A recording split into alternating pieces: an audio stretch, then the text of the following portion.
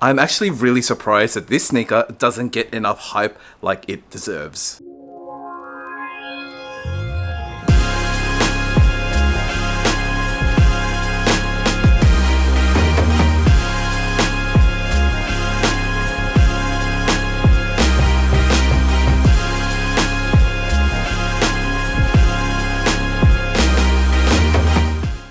Yo, what's up fam? So this is KIXPLORE, where we talk everything about sneakers, lifestyle, travel, and a little bit of everything in between. And today we're going to be talking about sneakers, and these are the sneakers in question. These are the Nike, well it says Nikecraft there. Nike in collaboration with Sachs, the GPS sneakers, which stands for General Purpose Sneakers.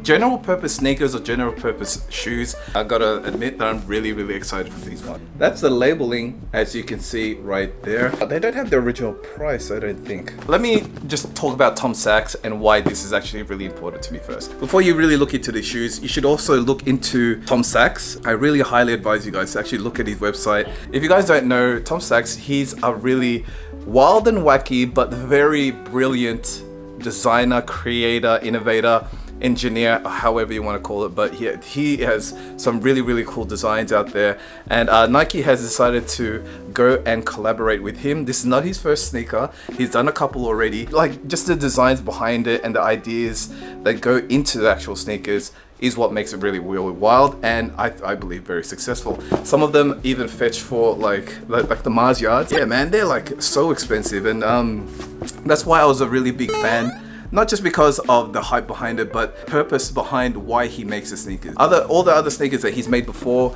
were basically to actually wear. You're meant to be wearing them down, and it almost looks like it's frowned upon if you don't wear it for wearing purposes, like kind of just for hype, and you just kind of leave it in your your shelf, or in the box, not doing anything, because they're actually made to be worn, just like these sneakers here. So these are GPSs. So they originally came in the white colorway, or a lot more of a lighter colorway, and I got the yellow colorway. It's really weird because when it says here, the colors are dark sulfur, white light cream, sulfur, foncy, and blank. I don't know which one of those are actually yellow, but I'm guessing it's the sulfur one. As you can see, there's all like this handwritten kind of details. There's a message right here as well, and these are the shoes right here, not just as a huge marketed kind of campaign like Nike usually does with its really hyped up sneakers, like the Travis Scott's and all that kind of stuff.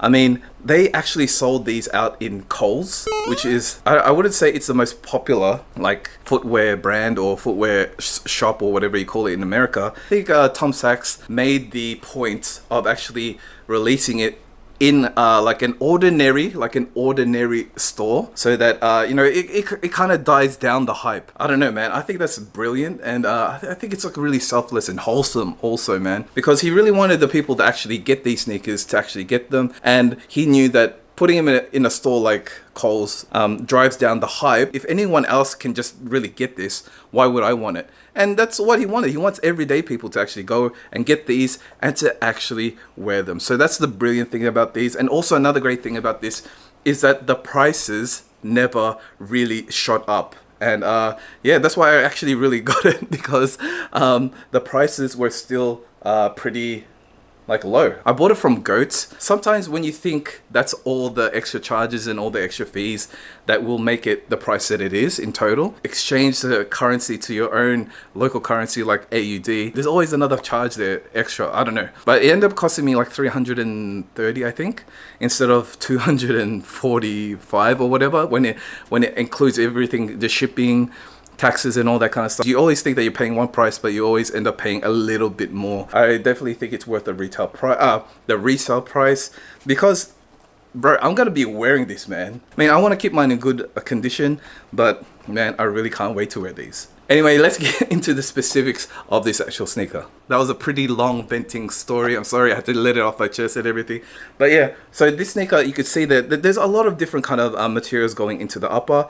You can see there's a lot of stitching in the upper, in the toe box area, which goes around into the actual quarter paneling. Another really cool detail that they included is this handwritten, it looks almost like a handwritten Nike detail on the back. Usually you see it like this, but they actually just did a Tom Sachs style on the actual heel counter, or on top of, like, on the back of the collar in this area. And you could also see that this material over here is suede, like a really, almost like a dirty suede, and it's really rough and all this kind of stuff, which is what I like. It's kind of like a rough, rugged sneaker that's ready to be worn, and a lot of really cool details, like this really cool mesh tongue that goes all the way down there, and these really cool pops of color on the orange.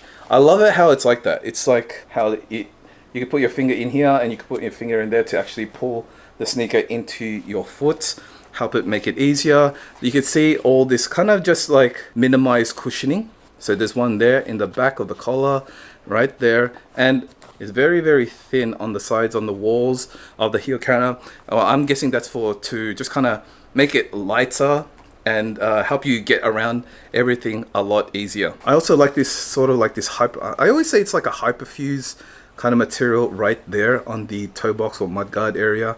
It's a really, really cool kind of accent to the actual sneaker, and they actually did it to the white check or tick. As you see, like the other most prominent thing is the midsole, this really light cream.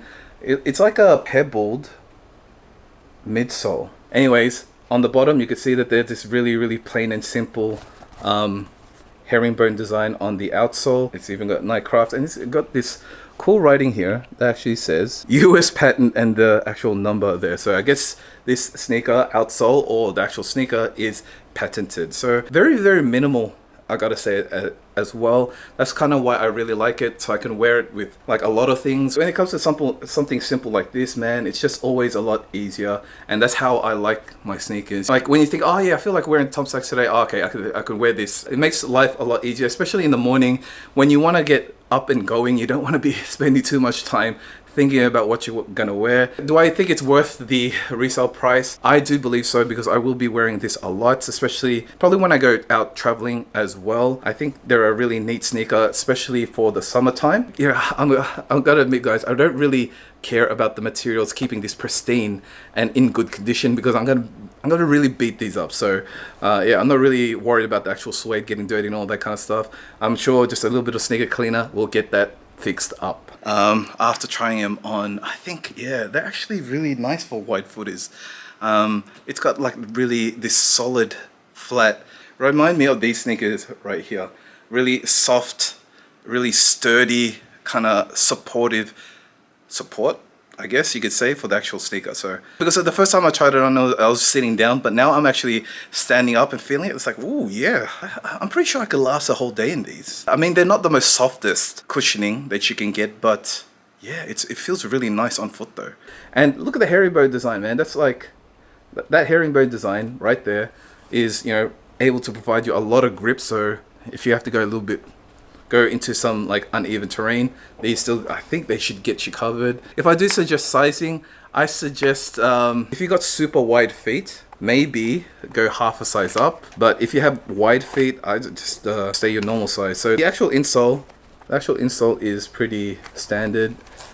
I'm not gonna take it out because then I always have a problem putting it back in. So it's like, I don't know, it feels like a really thicker than average insole there, but yeah, I feel like it could use a little bit more. Maybe that's just me, because I wear a lot of like really, really thick, soft midsole sneakers, just like the Nike Invincibles, and other Epic Reacts and all that kind of stuff. So everything that is usually a lot thicker, so there's a lot more layers. I don't mind these ones because I think it's trying to keep you lower to the floor, so you're more like kind of grounded and all that kind of stuff, not really unstable. And that's pretty much it, guys. I bought these for myself as a birthday present, so I'm really actually happy about this purchase.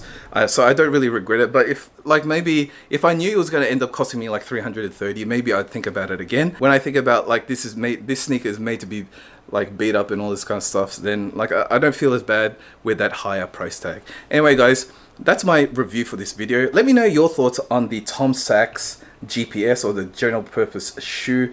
Do you guys recommend it? Do you guys still wear yours? Because I know this came out a really long time ago. Well, not a long time ago, a while ago. Do you still guys wear it? Do you like the white one compared to the yellow one? Let me know your thoughts. Anyway guys, thanks for once again watching this video.